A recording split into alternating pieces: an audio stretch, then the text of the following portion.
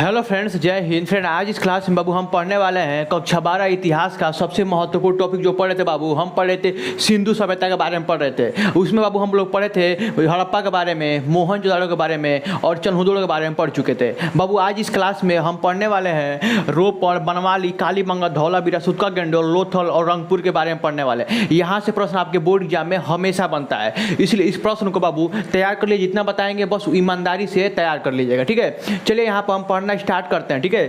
सबसे पहले बाबू समझना पड़ेगा यहाँ पर जो है रोपड़, ये क्या है ना बाबू, सिंधु सभ्यता के एक प्रमुख स्थल है, ठीक है। एक सिंधु सभ्यता, जैसे मान लीजिए आपके गांव का जिला होगा, जिला में कई सारे गांव आते हैं ना, वैसे ही जानिए ये जिला है और जिला में बहुत सारे गांव हैं। तो गांव कौन कौन से ये समझना पड़ेगा आपको, ऐसा नहीं रिलेट करना पड़ेगा। जैसे मोहनजोदड़ो के बारे में पढ़ चुके हैं, हड़प्पा के बारे में और चन्हुदड़ो के बारे में। तो बाबू इस क्लास में हम यहाँ पर ये रोपड़ के बारे में पढ़ने वाले हैं। ये सिंधु सभ्यता के एक मतलब सभ्यता है, सिंधु सभ्यता के एक स्थल है बाबू, मान लीजिए, ठीक है। चलिए बाबू रोपड़ के बारे में पढ़ते हैं। तो बाबू रोपड़ जो है ना, ये कहाँ, ये जानना पड़ेगा बाबू। ये रोपड़ जो है ना, ये पंजाब में है, ठीक है। और ये सतलज नदी किनारे है। अगर पूछे आपके बोर्ड एग्जाम में प्रश्न, रोपड़ की खोज किसने किया था बाबू, तो रोपड़ की खोज बाबू जगदत्त शर्मा ने किया था। कब? 1553 ईस्वी में। बाबू रोपड़ सिंधु सभ्यता के एक स्थल है जिसकी खोज बाबू ये जगदत्त शर्मा ने कब किया था? 1553 में। और ये कहाँ पर है? पंजाब में। और पंजाब की किस नदी के पास पूछेगा बाबू, तो सतलज नदी। देखिए कितना प्रश्न बन सकता है कि रोपड़ की खोज कब हुआ था? 1553 में। रोपड़ की खोज किसने किया?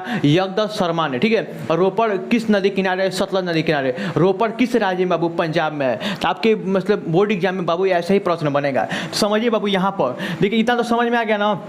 अब वो प्रश्न बनेगा कि रोपड़ से क्या क्या प्राप्त हुआ है। अगर रोपड़ की जब खुदाई हुआ होगा तो कुछ तो प्राप्त हुआ होगा बाबू।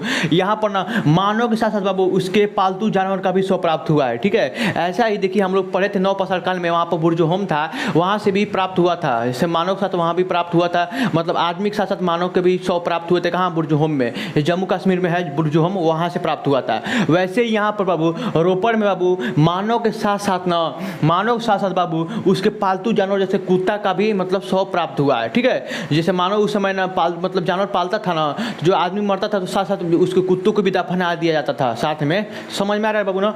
देखिए याद रखिएगा, मानव के साथ साथ उसके पालतू जानवर का भी शव मिला है। कहाँ? रोपड़ में। अब पढ़ते हैं बनवाली के बारे में पढ़ते हैं। बनवाली सिंधु सभ्यता के ये भी प्रमुख स्थल है बाबू। यहाँ देखिए बनवाली खोज पूछे तो बाबू रविंद्र सिंह मारिएगा, ठीक है। रविंद्र सिंह, ठीक है, रविंद्र सिंह। और ये कहाँ पर बाबू? हरियाणा में। किस नदी के पास? रंगोई नदी के पास। तो याद रखिएगा कहाँ पर है, ये हरियाणा में है और रंगोई नदी के पास है, ठीक है। समझ में आ रहा है ना? बनवाली खोज बाबू रविंद्र सिंह ने किया था। ये कहाँ है? हरियाणा में है और रंगोई की नदी के पास है। अब प्रश्न पूछेगा बाबू यहाँ से बनवाली से क्या क्या प्राप्त हुए हैं, ठीक है। बनवाली मतलब बना, ये बनवाली अच्छा नाम, बाकी यहाँ से कुछ बना नहीं था, मतलब अच्छे ढंग से यहाँ कुछ बना नहीं था। याद कर लीजिएगा, जैसे यहाँ की सड़कें टेढ़ी मेढ़ी थी, यहाँ जैसे जो नालियाँ थी ना बाबू, गाँव की जो नालियाँ होती हैं वो यहाँ पर कई गाँव में देखिएगा नालियाँ ढकी नहीं होती हैं। तो यहाँ भी बनवाली में ना यहाँ की जो नालियाँ ढकी हुई नहीं थी। और देखिए यहाँ पर घरों में सोखता मिला है। देखिए यहाँ जल निकालने की व्यवस्था नहीं थी बाबू।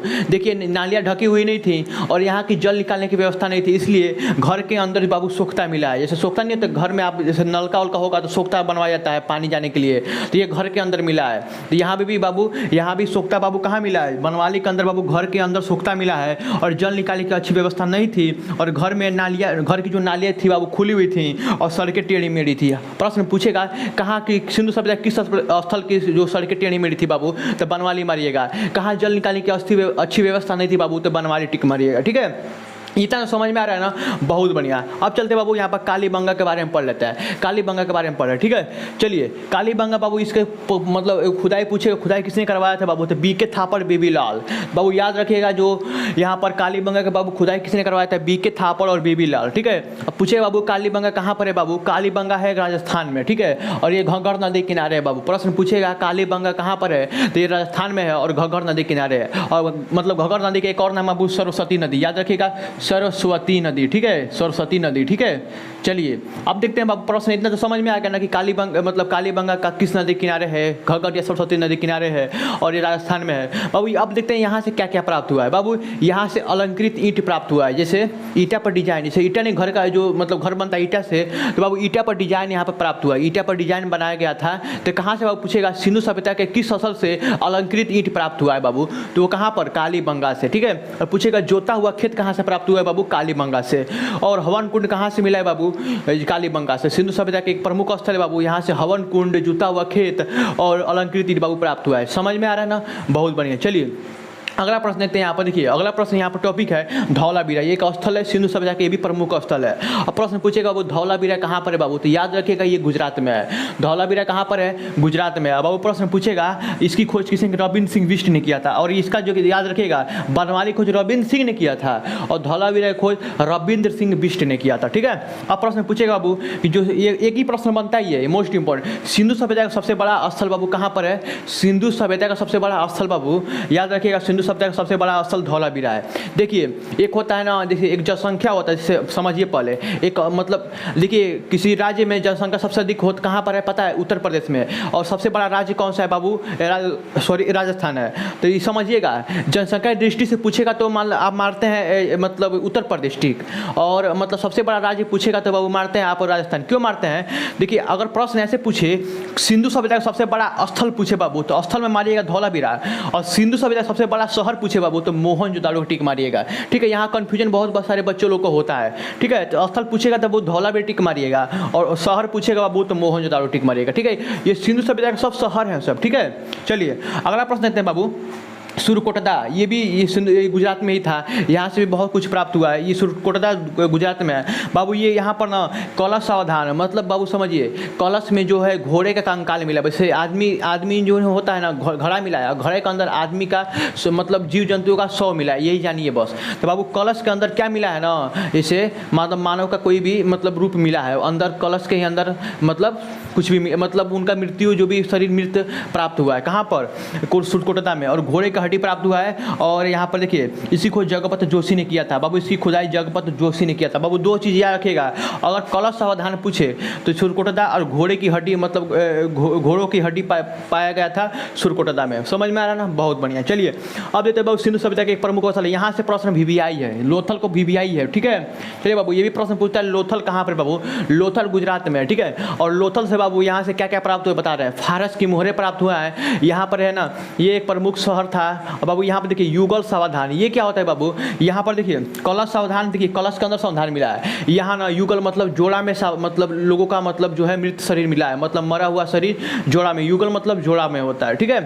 फारस की मोहरें बाबू यहाँ से मिला, क्योंकि यहाँ से व्यापार होता था, ठीक है। विदेशी व्यापार कहाँ से, प्रश्न पूछेगा विदेशी व्यापार कहाँ से होता था बाबू, लोथल से होता था। और ये कहाँ है ना, सिंधु सभ्यता का अगर सबसे बड़ा बंदरगाह पूछे बाबू, सिंधु सभ्यता का बंदरगाह कौन पूछेगा प्रश्न में तो बाबू लोथल टिक मारिएगा, क्योंकि लोथल से बाबू ना क्या होता था, व्यापार होता था, ठीक है।